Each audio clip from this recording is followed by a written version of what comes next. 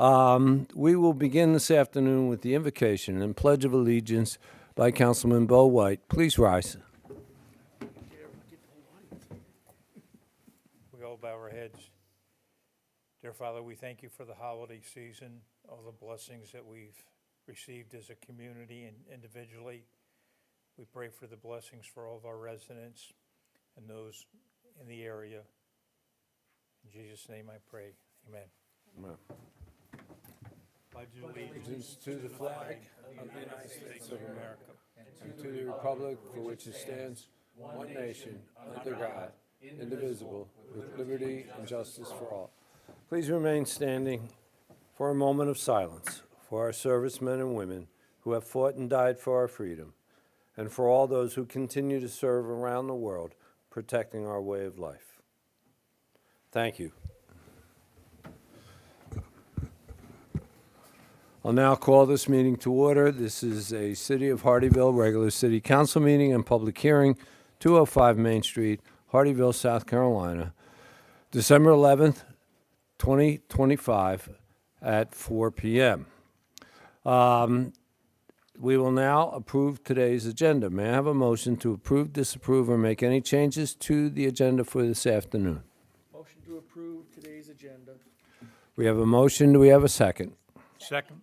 We have a motion. We have a second. All in favor, please say aye. Aye. Next, we have executive session. Discussion of negotiations incident to propose contractual arrangements and proposed sale or purchase of property. We will be talking about a property on the Main Street area.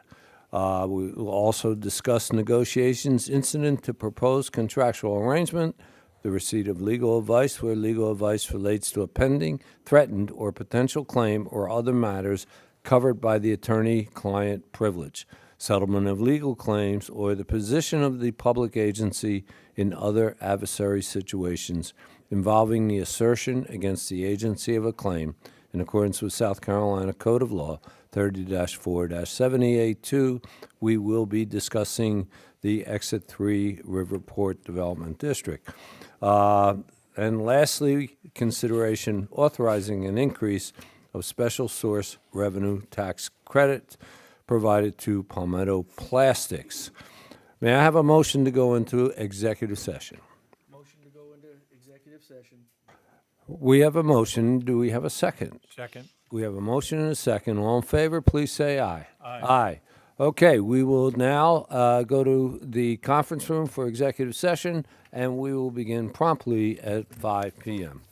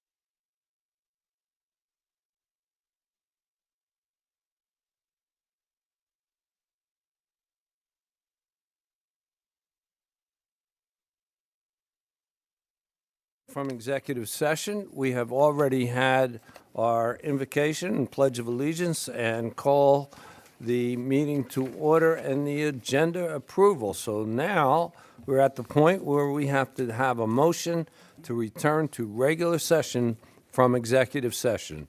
May I have a motion, please? So moved. We have a motion. Do we have a second? Second.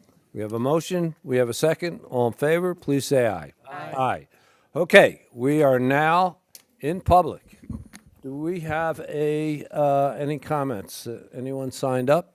No, sir. Okay, then we go right to public presentations. The first thing we have is acceptance of City of Hardeeville audit report of fiscal year 2025. Mr. Gruber, please. Thank you, Mayor. As required by state law, the city is required to perform an annual financial audit. As we discussed earlier, we were maintaining our relationship with Malden and Jenkins. However, they were appointing a new team with fresh set of eyes to look at our accounts. And so we're excited to have Kirk here and welcome him and ready to receive the report that he has on our year-end financial audit.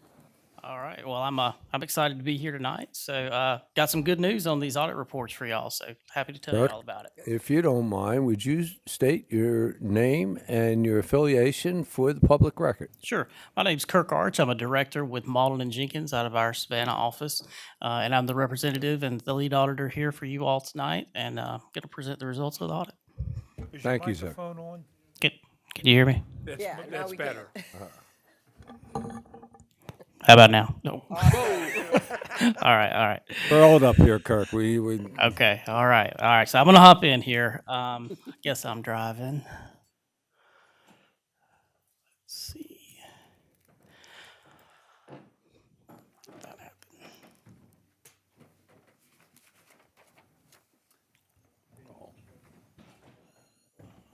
This is. Okay. I think I got it, Josh. Yeah. All right. That's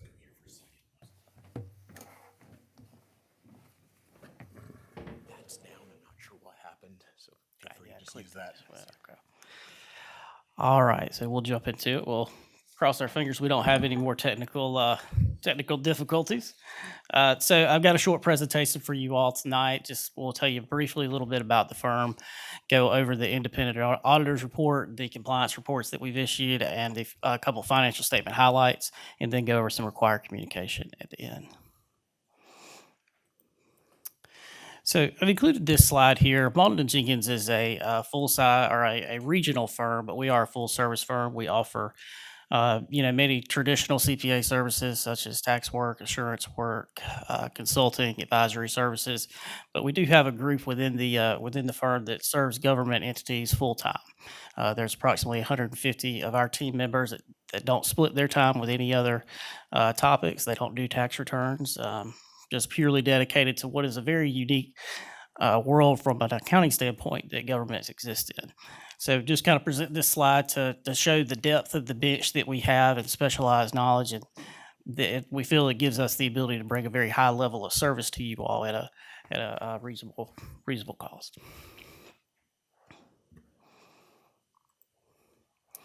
Okay, so we'll jump into the main audit opinion, but before we get right there, I just always like to kind of say what our responsibility is as your auditor and what the city's responsibility is as it relates to the audit of the financial statements. So the city's responsibilities for the financial statements themselves, all the information that's contained in them, all of the supporting information, and the system of internal control over financial reporting that allows all of these amounts that are reported in there to be accurate. Our responsibility is to perform an audit, and based on the results of our audit procedures, give an opinion about whether we think your financial statements are materially stated and in line with accounting standards. So when we do our audits, we follow generally accepted auditing standards and governmental auditing standards, which we're required to do. This year, we have issued clean or unmodified audit opinions on your financial statements. That means we believe that they are accurately stated and can be relied upon by outside parties, as well as everyone here. It also means we don't believe there are any material omissions that would make the statements misleading. This is really the best case scenario that you can have in a financial statement audit. It represents the highest level of assurance we can provide to you all as your external auditors. and it's really the best case scenario. We didn't have any findings or anything else to report in relation to the financial statement audit. So congratulations on getting a good opinion. Again, this is the opinion that you want to get. So in addition to the audit report, there are two other reports that we issue as well. One is called the Yellow Book Report. It is a report over internal control over financial reporting and over compliance with laws and regulations. This report doesn't seek to give an opinion about operational effectiveness, but it is a report where we would include anything that we saw during the course of our audit that we thought might be a problem with either internal control or compliance with laws and regulations.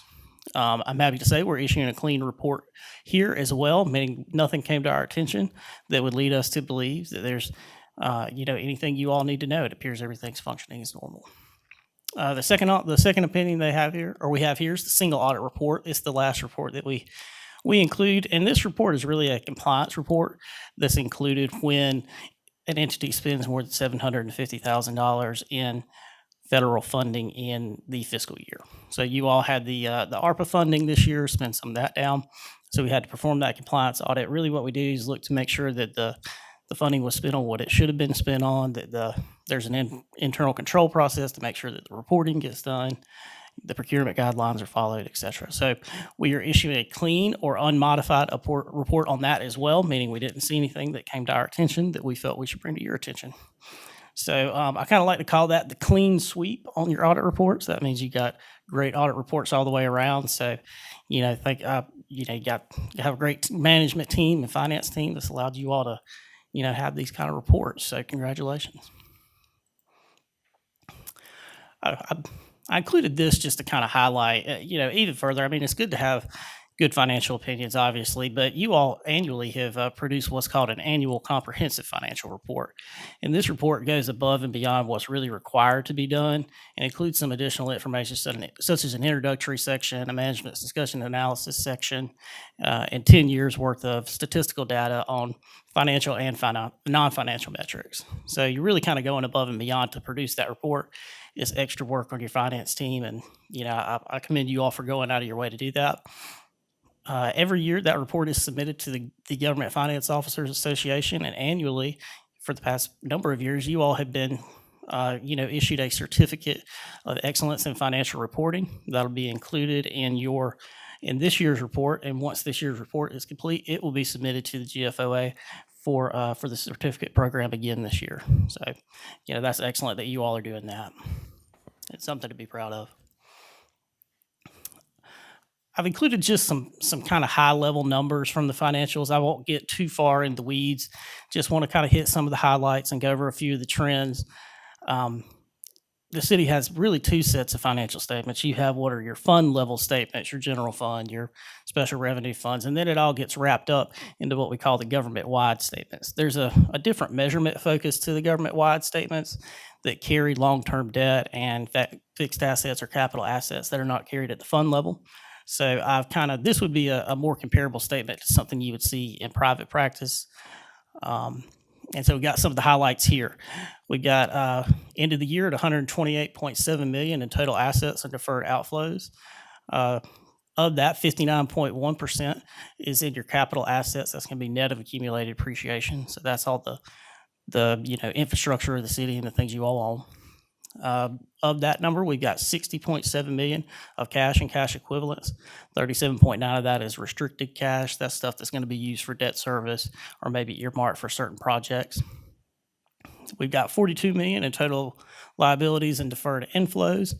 31.6 of that's non-current liabilities. That's going to be your long-term debt, finance purchases, and then the other half of it, about 15.8, is are your retirement responsibilities with your pension plan. So that leaves us with a really strong net position of $86.7 million at the end of the year. Net position is kind of interchangeable with equity. It's kind of a jargon word that we use in government. So overall, that's a really strong balance sheet. Something you should be proud of there.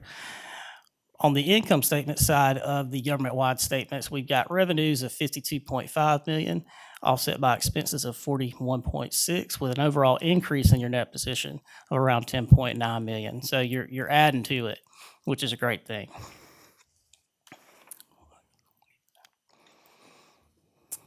Okay, the next thing I've included here, and what I really think the one I like to talk about a little more is the general fund.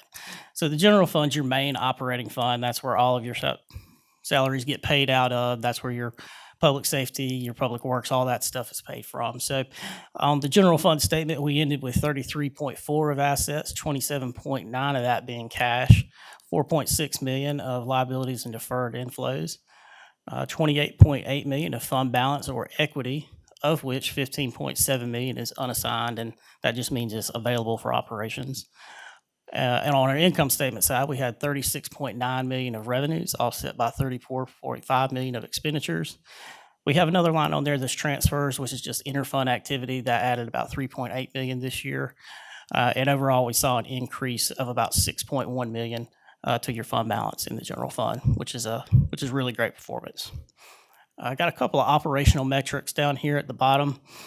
We like to think of one of the ways we analyze fund balance to see if you're in a good position is we talk about months of fund balance. And that would be if you shut down the doors at 6:30, how long could you operate without additional revenues coming in? So you all are at 8.6 months of fund balance, which is very strong. At a 6:30 year end, you typically want to see at least 4, and anything over that, it's just means you're well padded to handle unexpected things. Liquid ratio, that's just current assets to current liabilities. Anything over 1 to 1 is pretty good. Y'all are at 7 to 3, so that's great. I included a little graph here, and this graph looks pretty good for you all. We have revenues there this is general fund only. We have revenues there in the blue, expenditures in the green, and unrestricted fund balance or equity there in the gray. And what I'd like to point out about this chart is if you look at 2021, the expenditures are more than the revenues. And as you see year over year, the revenues increase. Sometimes they're pretty close, but in 2025, your revenues are more than your expenditures. And every year up there, you can see that revenues are getting higher. And for the most part, fund balance is growing. So in looking at it, I think what this kind of says is that you're increasing your revenues at a more quick rate than the expenditures are increasing, which means you're able to cover costs as they come in. So that's a really good looking graph. Looks like a very strong year for you all. Just some other kind of highlights.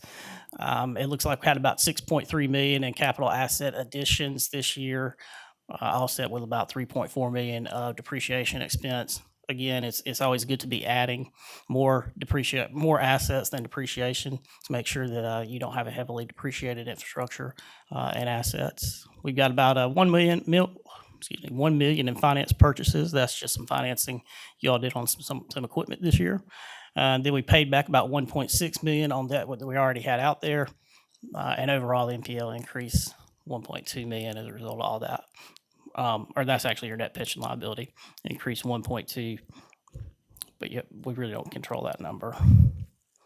So we do have some required communications. As I mentioned, we didn't have any findings or material weaknesses or significant deficiencies.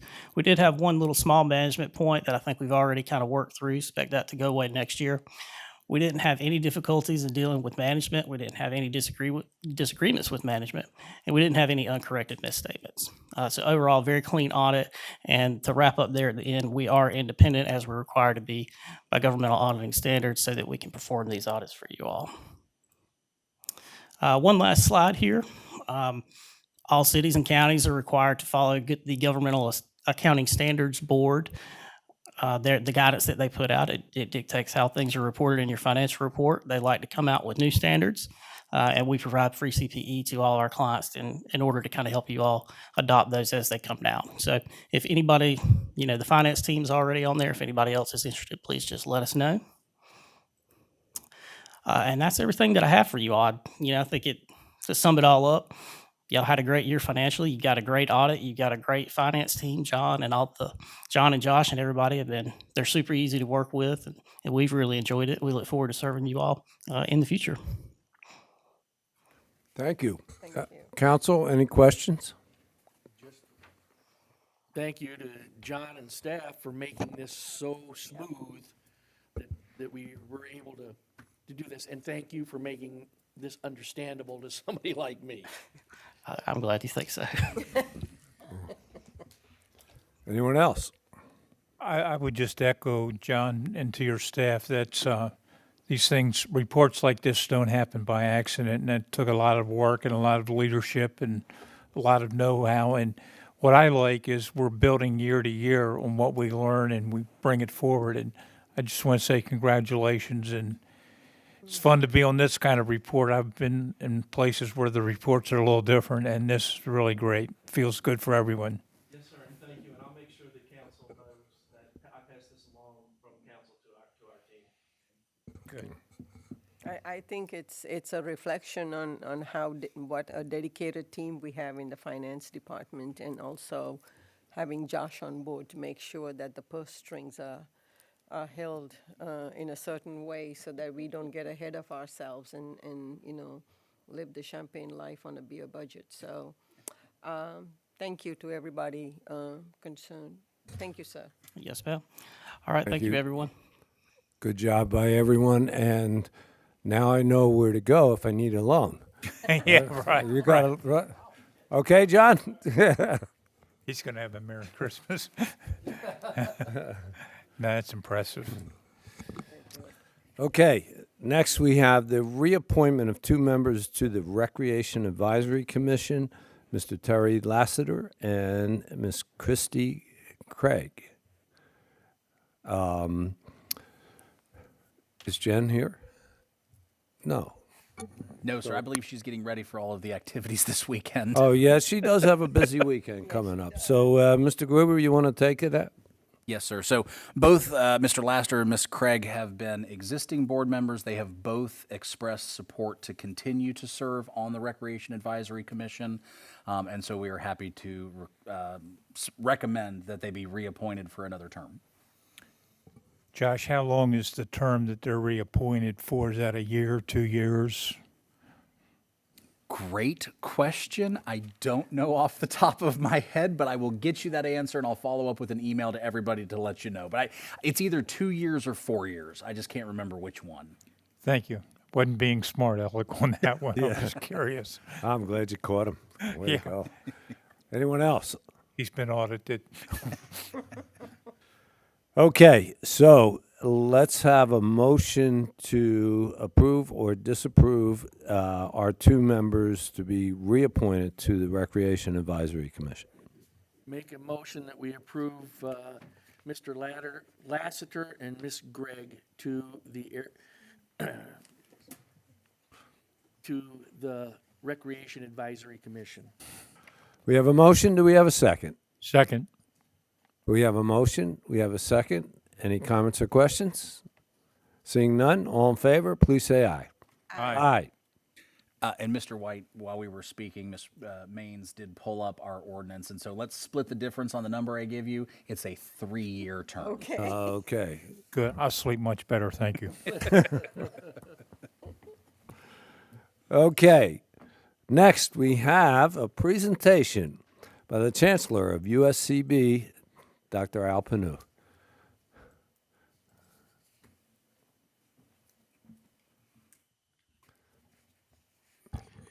Good evening. Welcome, Dr. All right, Panu. thank Please state you. your name and affiliation for the Yeah. public record. All right, my name is Al Panu, and I serve as Chancellor of University of South Carolina, Beaufort. And it is a great honor to be before you to make this presentation. So thank you so much for the opportunity to do so. Before I jump into our presentation, I'd like to introduce my colleague, London Jones. London is our CFO at university. He has joined us in a little bit less than a year now, coming from University of Missouri, and I always make sure that London is with me, especially with any questions that has to do with finances, and he's done an amazing job for us in the short period that he's been here. Let me also start off with congratulations. This is fantastic that you get the clean audit presentation that you just received. That speaks extremely well of the stewardship that you are carrying on. I think many of you may have already heard a little bit about the topic of our presentation today, which is the Sand Shark 2020 project. And we subtitle it Building Our Future Together because USCB just this past year has been celebrating its 20th anniversary as a four-year degree granting institution.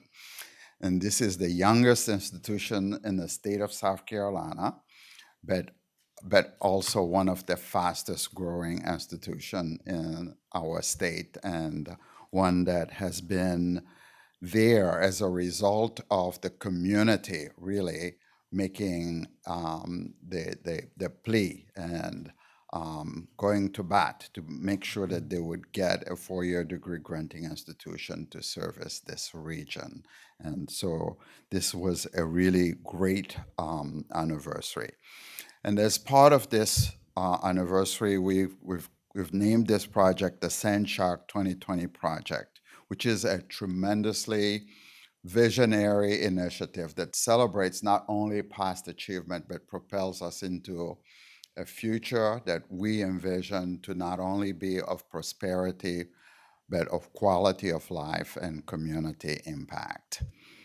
But I have to also say that the center stage of the request that is in this particular project dates back to almost 5 or 6 years ago, and I'll give you a little bit of the history in just a second. And what we show here for you is the map of the campus, and I forgot to bring the large-scale board that we've created for this particular project, but I hope that this has some clarity for you. On our Bluffton campus, we have part of the campus on the Jasper County and the other part on Beaufort County. So it just, again, focuses and shares the importance of the location with regard to both county being really central in this. The project consists of an arena structure, and we've called it Convocation Center, we've called it arena, we've called it different things, but it's really a multi-purpose facility that not only would address the needs for large events such as commencements and graduations and such, but also athletic events and cultural events, business events, trade shows, emergency response center of operations, and indeed truly a multi-purpose facility that we envision.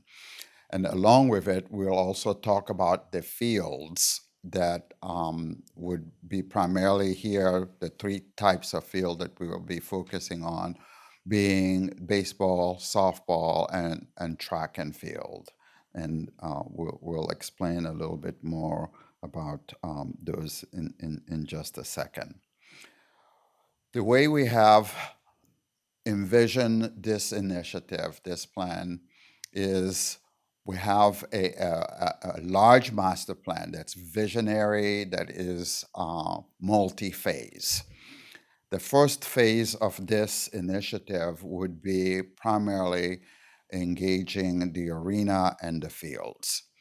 But we envision other phases that I'll point to in just a second. But with regard to this phase, when we started talking about this project about 5 or 6 years ago, we envisioned it as one that would require state and local partnership with regard to being able to fund this. We looked at the state to be able to fund some of these initiatives.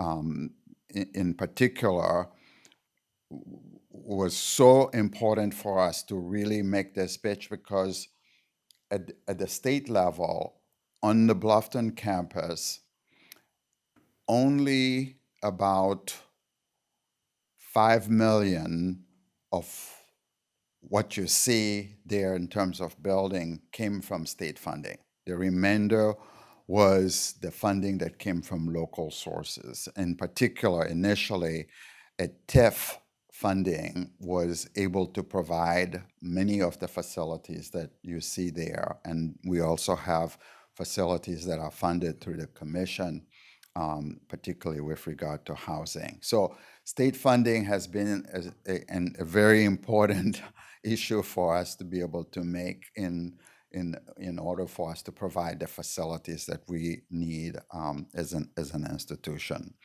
And I'm pleased to tell you that over the past 5 years or so of requesting funding year after year, we have thus so far accumulated $47 million in state funding that would contribute to the overall phase one of this particular project.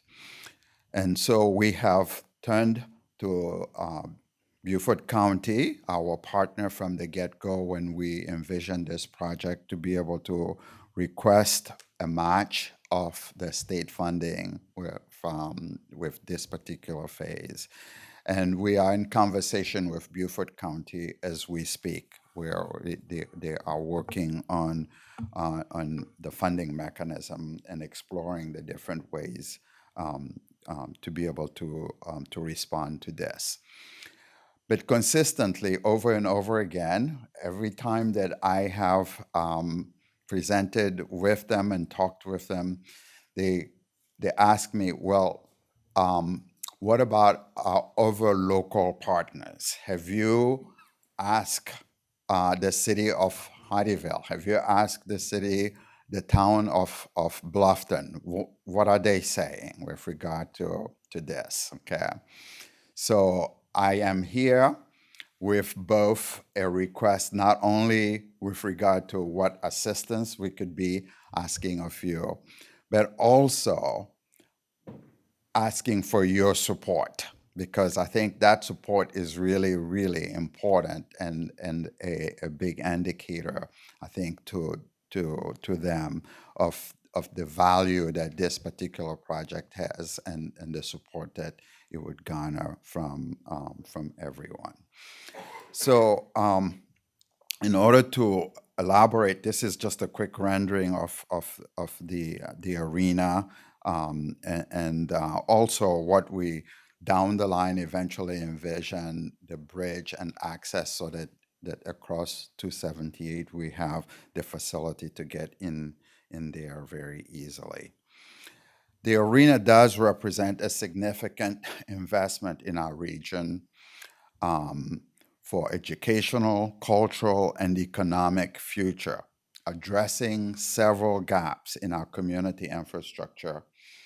And I want to emphasize the word infrastructure because in many ways it is so critical, and we talk a lot about the importance of infrastructure. And this is definitely filling the gap in terms of the community infrastructure. But it would also be driving economic prosperity, not only attracting visitors, but also retaining residents. And we all know about the plans of growth that is in this particular area. It's one thing to have growth, it's another one to retain that particular growth because of the quality of life offering that you have. And we see so many of those needs being addressed by this particular facility.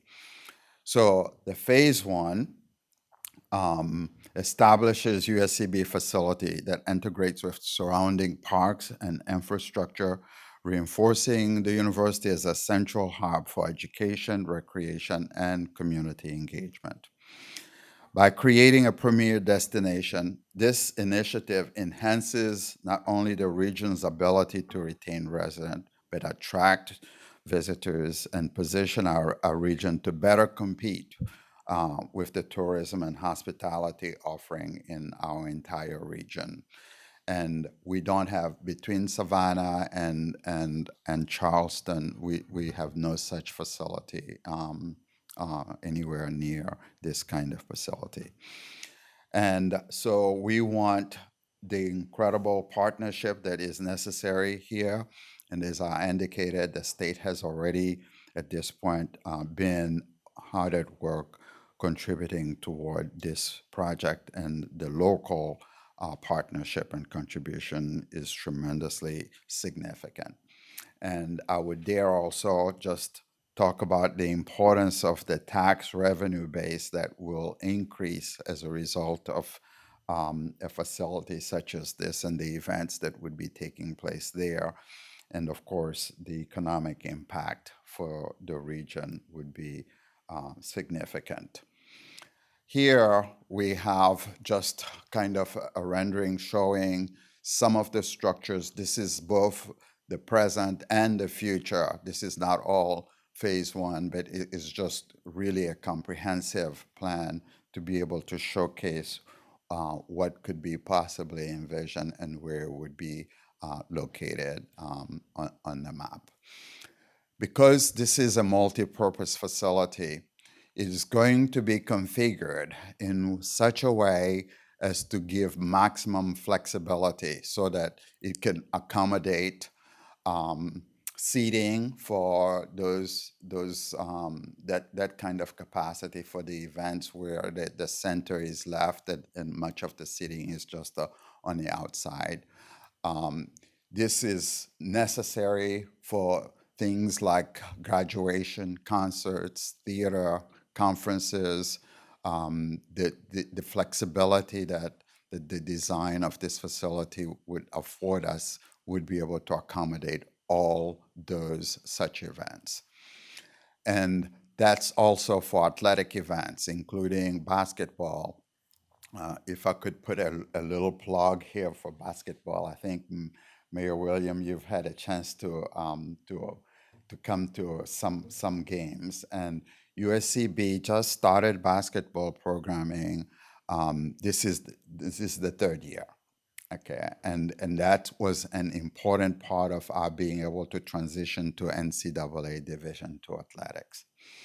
In our second year that just completed last year, which was we're still a provisional member in the Peach Belt Conference, the men's basketball program competed in the conference championship.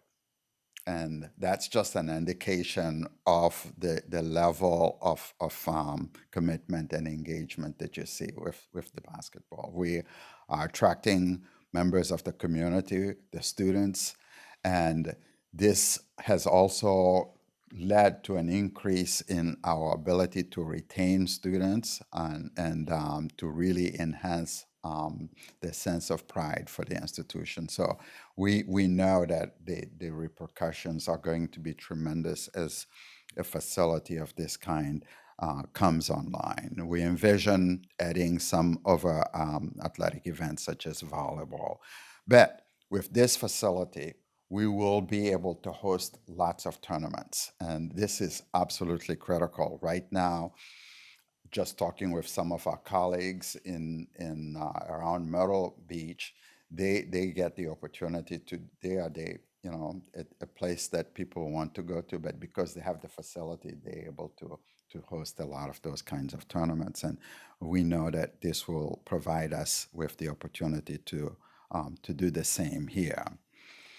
And trade shows are also another configuration in which this facility can do that, and it gives you a tremendous opportunity to be able to attract those again in our area. We also want to emphasize the opportunity for Emergency Management Operations Center. And you know that for us, emergency response is not if, it's when. It's something that we have to be concerned with every year. And we saw this need even enhanced tremendously during the year when we had pandemics, and being able to do mass vaccination, responding to mass events would have been tremendously facilitated if we had these kinds of facility in the area. So I hope to just have given you some view of the flexibility and the multi-purpose nature of this arena facility. In addition, we also talking about the fields, as I said, baseball, softball, and track and field. And again, tremendously needful. The current needs, we do use some of the facilities here, but it becomes a real hindrance, especially as an institution when you're creating a culture of participation. It becomes tremendously difficult when you don't have that. But more importantly, yeah, I know it'll free up Hardyville to have full use of some of what they envision to be able to do. So anyhow, hope that this gives you a little bit of a flavor for the multi-purpose nature of the facility and its potential impact economically and its need as an infrastructure gap filling facility for our region. And as I indicated, I don't have a dollar specific amount in my ask. What I am asking for is twofold: your support and your ability to be as generous as you can be. Okay.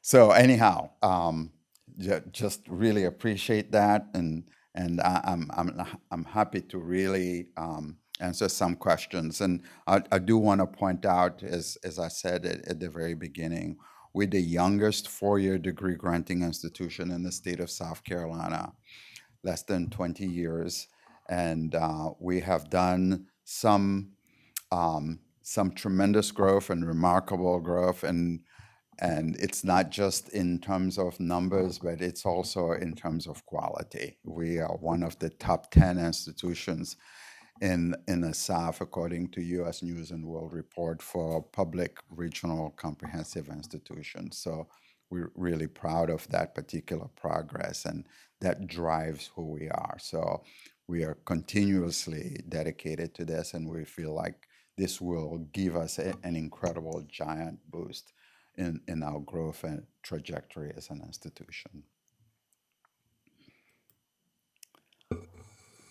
All right, I'm ready for questions. Thank you. Council, any questions for Dr. Panu? Where do you see the visioning of this complex in retention of the youth in our area? This will take the cooperation of the local school districts for the transitioning, exactly. But, the goal is, and Hardyville is the example of that. Our growth, our future growth is going to be in families, the schools. We need to keep our young people here. We need to be able to offer them the educational opportunities, but not only that, the technical skills and jobs that are here. Do you see this as this whole complex as part of the big plan to offer that for the students? I do. I do believe that it's so critical in being able to attract and grow our students locally. I want to tell you, just yesterday we had a game, and guess which one was the band that was there playing at the game? Okay, right here from Jasper County. Okay, and it was such an amazing experience for both the young people, and they see themselves right here as a result of that. And parents and families who come along to support do the same. So yes, I'm fairly convinced that it's going to be able to do just that. Thank you. Yeah. Anyone? Val? Bo? Years ago, I heard someone from a university speaking, and it was a prestigious university, and he said, all it's going to take is a national championship for us to get where we want. And what he was saying isn't the national championship, but having that capability and that infrastructure that draws students and makes them feel part of it. And I think that's exactly what you're doing. You're offering infrastructure that enhances the educational experiences. It gives all kinds of opportunities for participation, which in the ultimate is what I believe it's all about. So I think what you're doing is important to become an even greater school, and it's not focusing on the wrong thing. It's focusing on exactly what I think will help get you there, from my limited layman experience. You're absolutely correct. And we've seen this over and over again. We, first of all, built a strong foundation on the academics because it's critical.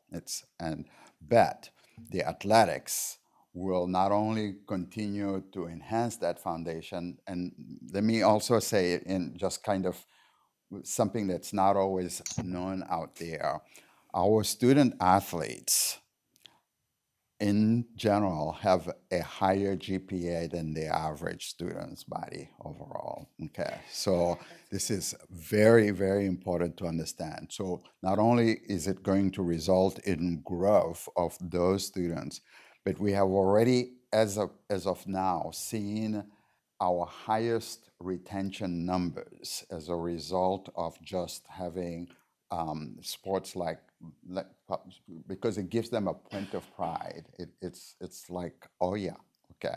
And then when you win that championship, we've seen Coastal Carolina, for instance, just skyrocket. So you're absolutely correct. But you have to have the right foundation, which is your commitment and your dedication to excellent education. Val, any comments? No, sir. Well, I've seen this about 10 times, right, Dr. Panu? So I don't have any comments about the particulars. I would make a comment that our timing was very bad, that we would have our financial report just when Dr. Panu's going to come in and ask us for money. Now you So know the secret. timing is everything. I don't think we should have had him a different night.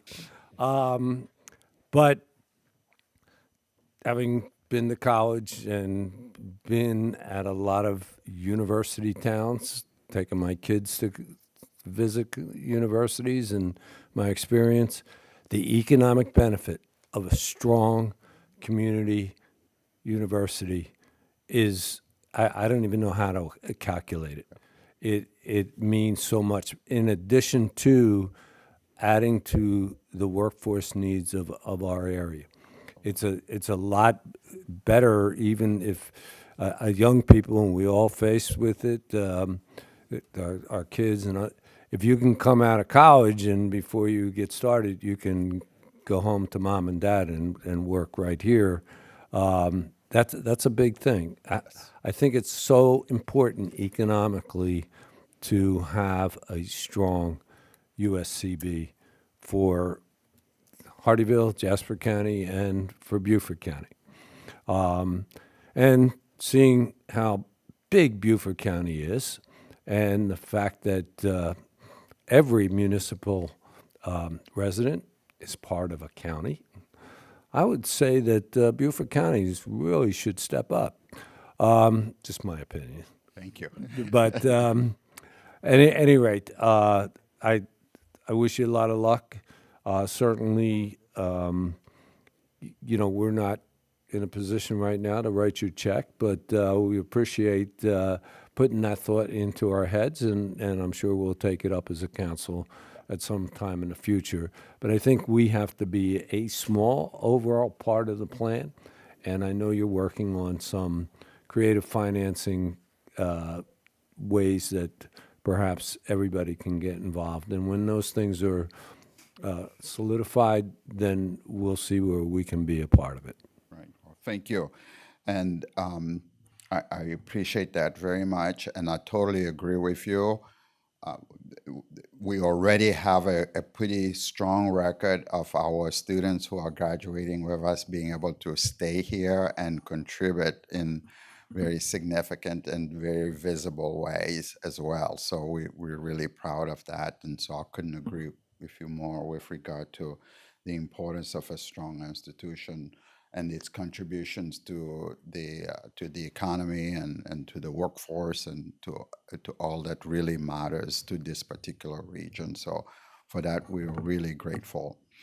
And your support means a great deal. It not only to us, but also to the other county members and partners, and that's significant.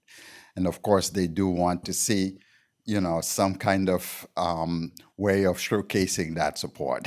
So we do appreciate that, and any and everything that you can do in that regard is going to be significantly important. So We'll take a look at it, I promise you. In fact, Josh, would you please make a note to add this sometime in January or early February, whatever, when we have time, to an executive session, the conversation? Yes, sir. Thank you. well, thank you. Thank you, all of you. Thank you for everything you're doing, and thank you for that great financial report.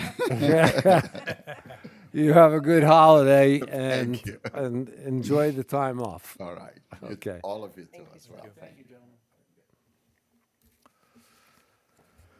gentlemen. Next, we have, where am I? We just deducted, presentation and approval of minutes. They're not available yet. We have no old business. And next, we're in new business, the consideration of establishing a monthly workshop session. Mr. Gruber, you want to lead us on to this conversation? Yes, sir. So Councilman White raised a question as to the benefits of creating a standing monthly workshop date. And I think that's primarily in response to the rather large number of workshops that we've had to take up over the course of this past year. And so we think it's a good idea to look at doing that. The way that we think it would work is we would pick a date that you all would approve. So for example, say the second Thursday of the month. And we would hold on calendars sometime between 1 and 3, 2 and 4, something like that. But it would become a standing date that we would go ahead and put on calendars. But what we would do is the month before, we would look at what is the likelihood that we are going to need a workshop next month. Primarily knowing that most of those items are coming out of the Planning Commission or otherwise known to us to be kind of out there on the horizon. And so that way, if we don't need a meeting, we can go ahead and cancel it several weeks in advance so that you know you can use that time again. But otherwise, it at least gives us a starting point rather than asking the clerk to continually reach out and poll everybody about what your availability might be. Let's start the questioning comments with Mr. White, since it was your suggestion. Why don't you, do you have any comments or questions? I'm just stunned by the brilliance. No, what I felt for Cindy primarily is that amount of time trying to get everybody together could better be used if we had a place that we knew we would meet, so we would put our emphasis on the content of the meeting rather than the availability of the staff. And so I think it would work out better. And for all of us, I think it would be easier to know that we're going to have that. So I think it would be sort of the next evolution of our growth as an organization and as a council. Mrs. Guzman? I think it's a great idea to have a set weekday in the month because I feel bad for Cindy when she's having to chase everybody down to make sure that somebody, people are available on that day and time. So I think that would be a great idea to do that. But also the option, if we don't have a workshop, then that date gets released so that we are free to do whatever we want to do with that day and time, so, yeah. Mr. Mearsman? I think it's an excellent idea. Thank you for bringing it up, Bo. Josh, or you're saying in your timing, is this something that we would do like just prior to our regular meeting on the second Thursday? Yes, and that date could be something that you all agree upon as being the best, generally speaking, for you to meet. And so I just mentioned the second Thursday of the month, given that our council meetings are the first and third Thursdays. It's an off week, and it gives us a little bit of time then to know at our second meeting of the month whether we would or would not need a meeting within the 2 weeks after that. One bonus of all of this is developers or whoever that we will be dealing with in these workshops, they will also know When that the- far ahead of time to be planning and preparing. Because there are, Cindy, I'm sure there's times when they're not available, we're available, they're not available. It puts a date out there that we all can work towards we can clear our calendars, they can be prepared for the workshop. But I think it's a great idea. Thank you for bringing it to the council, Bill. I have a suggestion, and this is just personal preference. The planning commission meetings are the second Wednesday of every month, right? We would know coming out of that planning commission meeting whether or not we're going to have some tough decisions and we would want a workshop. So I would suggest, I find Monday morning, for me personally, the one day of the week I'm the least busy. And like we have a workshop this coming Monday, and it's good. Usually, for whatever reason, I don't get asked to be somewhere on Monday morning. So I would like a Monday, and we could either do it the Monday after the Planning Commission meeting, or, which would be the third Monday, or do the fourth Monday after our second meeting. One of those two dates, I would suggest to the council for your consideration and conversation. Anybody have any thoughts on that? I think maybe the fourth Monday might work better, because if the planning commission is meeting on the second Wednesday of the month, and if they come up with something that that's gonna go into a workshop, then it gives us time to read the materials and then do a discussion on the fourth Monday. We are better prepared. I like your thinking. Anyone else? I agree with what both you and Val said in terms of the suggestion. Doing it on a Thursday prior to our regular meeting could make for a long and confusing day. Plus, I like the idea that if we do it on an off day, I don't have to wear a tie. Well, we haven't decided that yet. You had to Make go my say Christmas something. right. If you have a tie like Matt's, it might work. But I agree. I think the Monday is a It's a workable day. better, it's a good idea, yep. Okay. Does anyone from the public have any thoughts on it that you would like to share with council? Seeing none, then I'd like a motion to approve, disapprove, or make any changes to the consideration of establishing a monthly workshop. And if you wish, please put the time and day of the week in that motion. I'd like to make a motion that we schedule a monthly workshop for the last Monday of each month at a time 10 a.m. Okay. We have a motion. Do we have a second? Second. We have a motion. We have a second. Any last comments or questions by council or the public? Seeing none, all in favor, please say aye. Aye. Okay. Thank you, Bo. Good idea. And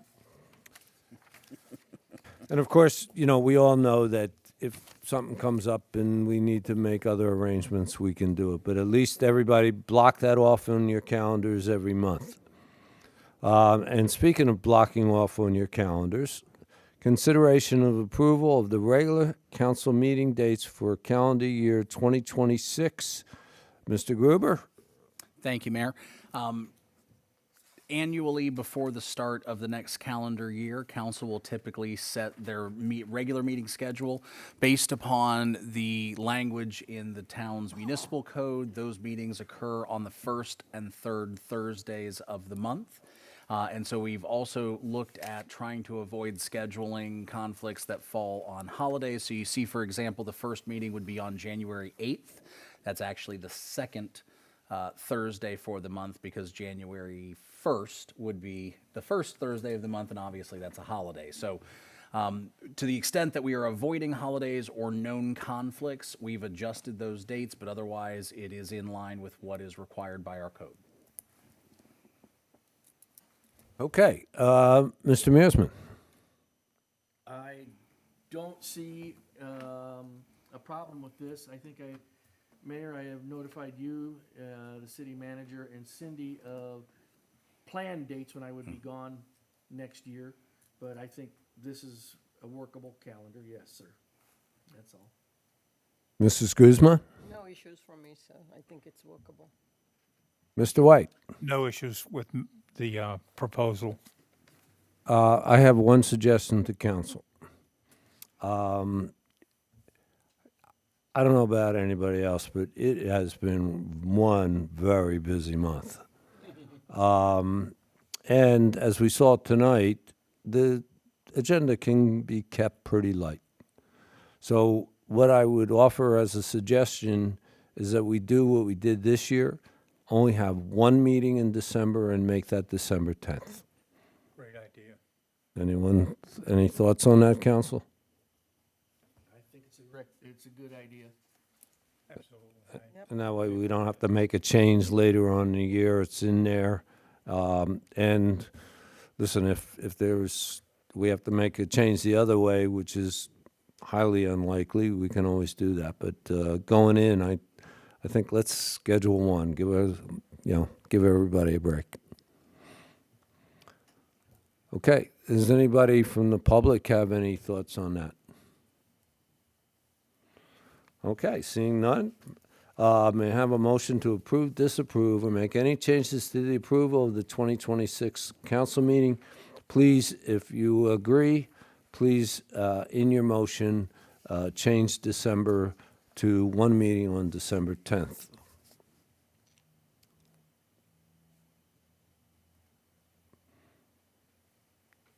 Maybe we should change to 3 meetings on December? I'll make the motion. I make a motion that we accept the schedule with the exception of December, where we have one meeting on Thursday, December 10th. We have a motion. Do we have a second? Second. We have a motion. We have a second. Any further comments or questions by council or the public? Seeing none, all in favor, please say aye. Aye. Okay. We are now up to the manager's report. Thank you, Mayor. Just a couple of quick items, and I know that they were discussed earlier, but I wanted to highlight them. So this weekend is going to be a very busy weekend. 11 o'clock, we're going to have Wreaths Across America here out on our front lawn, and then we're going to send folks out to several areas across the city to help lay wreaths on all of the veterans' graves. And then following that, the same day, we have moved our Christmas parade up a little bit to make sure that it takes place during daylight hours, primarily for safety concerns. I know a lot of folks really enjoy the look of the parade at night, but unfortunately, we're going to kind of err on the side of caution because of the large number of young families and children that like to attend the parade. And so we're going to have that start at 3 o'clock. And then immediately following the parade, we have Mary on Main here on our City Hall campus, where we are going to have food trucks, we're going to have an ice skating rink, and all sorts of other winter merriment. And that's the only items I have to present this evening. Thank you. Thank you, Mr. Gruber. We are going now to, in alphabetical order to end the year, and go with Mrs. Guzman. I have nothing to report today. Okay. That's a bit of a fall. Yeah. Wait till next month, right? January's full. Yeah. Mr. Mearsman. Well, Josh covered a lot of what I was going Yep. to say. But the other morning, I did attend Coffee with a Cop, which was very well attended by not only our officers, but by the public. It's a nice way to extend the personal side of policing to the public, and the coffee was good, and the donuts were really good too, but I'm on a diet, so that kind of shot that. Next week, I am working with the COP, the community oriented, for an event at the Dollar General. I will be playing the merry old man himself. And the other thing is that at the Planning Commission the other day, they brought in a gentleman from traffic studies. And it was quite entailed. I believe that everybody on the council has gotten that report. And that's just a 10,000-foot view of what he covered that day. But I've asked Josh if he could schedule a workshop sometime with them so we get a better understanding of what these traffic studies mean, the terminology, and the long-term implications of what these numbers are going to mean for the future growth of Hardeeville. I think it's very imperative as we move on. One nice thing I did hear out of that meeting, if I'm correct, the state has awarded a contract for the light at Argent and 278. Yes, sir. So I believe they received 2 bids, and I don't know that we have final confirmation that the contract has been signed, but the bids had been open, and that was the issue the first time, is that they'd put the contract out there and hadn't received anything. So they may still be negotiating the terms of the contract, but otherwise we believe that project is moving forward, and based upon the information on DOT's website, is anticipated to be completed by November of 2026. And with that, I'd like to wish happy holidays to everybody. Have a safe holiday season. Enjoy your family. Enjoy yourselves. And I'll see some of you tomorrow, and I'll hopefully see all of you in January. With that, that's it, Mayor. Mr. White? I echo what was said about Merry Christmas to everybody. I also wanted to mention that John is up at Alcog, and he's working. Harry actually helped get that whole regional group set up many years ago. And John has taken a real leadership role in recruiting the new director there, and he's up there tonight introducing him. And I just wanted to recognize all the hard work he's done to get a regional leader here that would be very beneficial for not only Hardeeville, but the rest of the area. And we recognize John's hard work on that, and we miss him tonight, but he's out doing good. It's been really busy, as I mentioned earlier, and so I'm going to race through some of the things that, I've been participating in since the last meeting.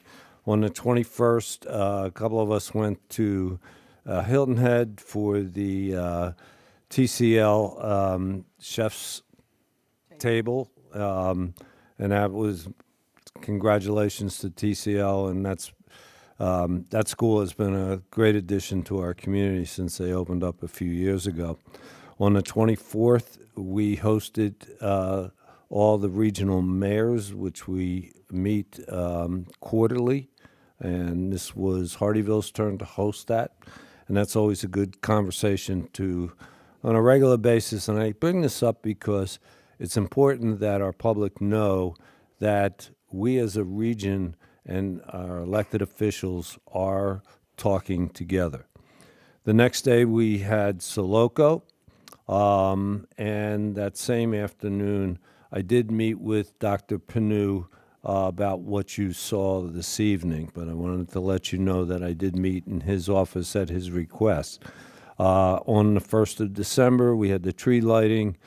Thanks to Park and Rec, it was really a great, I think it was the biggest turnout. Maybe it was a little warmer, and that's one of the reasons, but it was excellent turnout, and the kids in the community were really excited to see Santa arrive. The next day, I went up to the board meeting of the Southern Carolina Alliance, of which I'm a board member. That same evening, I answered questions for about 3 hours at St. Stephen's, which I go there once a year approximately, and pretty much hold a town hall kind of thing and answer the questions of that congregation. We had a joint meeting on the 3rd. As we all know, we were all there with Jasper County and the town of Ridgeland. I thank them for all coming. I think that, again, just like the mayor's conversation and So Loco, these meetings that we're having with our fellow officials in the region are very, very important to make progress and make good decisions. The following day, we had the mayor's senior lunch. This was the 10th one that Beth, my wife Beth, initiated in 2016 when I became mayor. And I think this also was our biggest luncheon, having the senior center come, and we had representatives from every part of the community, Sun City, Margaritaville, Hilton Head Lakes, Riverton Point. It was a great, and I want to thank Carolyn Castle and the Riverton Point community for contributing gifts. And we had a little raffle, and every participant at that luncheon got a gift thanks to the people of Riverton Point. And there was plenty left over, and everybody in all the senior centers got a gift, and I forget where all Carolyn made sure our seniors got a little present for Christmas. That same day, YMCA had an event, a board holiday thing at the Maritime Center, and the city of Hardeeville was recognized. Although I did have to point out to one of the board members that the YMCA is not in Okatee, but it is in the city of Hardeeville, which reminds me once again that we need to do something about these zip codes. On the 5th was the LATS meeting, and then from there I went to, and this is very important, a neighbor of mine was 63 years old, and she died. She was a big colon cancer. She was a big animal lover, and she even worked in the past in rescue centers. Her family, in lieu of flowers, collected, I won't embarrass them, but it was a sizable check. And they contacted me about which place it should go, and I put them with Rascals. And so the police, both chiefs came. We had the media there to take pictures for the family, and they had their whole family in because there was her daughter was being married the next day. So they gave their name is Cecilia or Cece Crocera, and her husband Gino, and her whole family. We had a great event, and I want to thank them for their generous support of Rascals. This week, I'm just going to give a general thank you to everybody in our community and every staff member, because Monday, Tuesday, and Wednesday we had Santa's Toy Box Drive, and Jen said we had 8,000 toys, and I think that was a little high, but we had thousands of toys, and we were able to give wrap presents to Hardeeville Elementary, Heartwood Charter School, which goes up to 3rd grade, and whoever hasn't seen that should go over there. That's one impressive charter school building. And we also gave unwrapped presents to Royal Live Oaks. Every church got, including Agape, got presents. The COP got toys to give out. In the corner, you see there's 300 toys that we're putting in bags in order to give out at the food pantry giveaway next week. So thanks to everybody. You can't believe our public works team, how hard they worked. I mean, it was unbelievable. And I thanked them at the last stop, and I said to them, one of the things that impressed me, just because they did all this work for the toy drive, didn't mean the regular jobs went away. they had to go back and get the same amount of work done that they have to do every day. And so they really went all out, and I thank them on behalf of us all. On the Monday night, the 8th, I was asked to go to this ceremony for Alzheimer's, and I was given an award. It's called All-Star, whatever. Instead of ALL, it was ALZ. But I was very surprised, and that lunch we had in May really produced a lot of teams that got a lot of money, including Hilton Head Lakes. There was a team from Margaritaville. I don't know where they came, but they were, I don't know, the 2 or 3 highest. They did a wonderful job. When you put all of Hardyville together, Hardyville really stepped up. The team, Starship Hardyville, Hilton Head Lakes, Margaritaville, and everybody who contributed to those 3 teams was really impressive. So the walk in October, last year they did $89,000. This year was $147,000. So it was a really good thing. Last night was the Youth Council meeting. I want to thank our police department and Sister Mary Frances of Mercy Mission who came in. The kids wanted to talk about homelessness. And so we invited, and the chiefs brought in 2 gentlemen who are unhoused. And they told their story to the students. And it was, I think they learned a lot. And one of the things I was so impressed with, they went out, the 2 gentlemen went out at the end of the meeting, and every one of the kids came out, shook their hands, and said thank you to them. And, that was, and I didn't tell them to do it. They did it on their own. It was very impressive. This afternoon, I went to the Hilton Head Bluffton Chamber of Commerce Board of Directors holiday luncheon, and then just remind everybody, Reefs at 11 o'clock on Saturday. One other thing, and I talked to Mr. Gruber about this and asked him to look into it. I would like the council to consider a moratorium on any additional traffic on John Smith Road and 278 until the bridge is finished and those road improvements are done. I don't have to tell anybody who goes down 278 in the morning, it is a mess. And it backs up onto John Smith Road. When that bridge is closed, it's going to be a madhouse. The Pine Arbor Road's going to be awful. So we have 20,000 homes. We don't have to be in a hurry.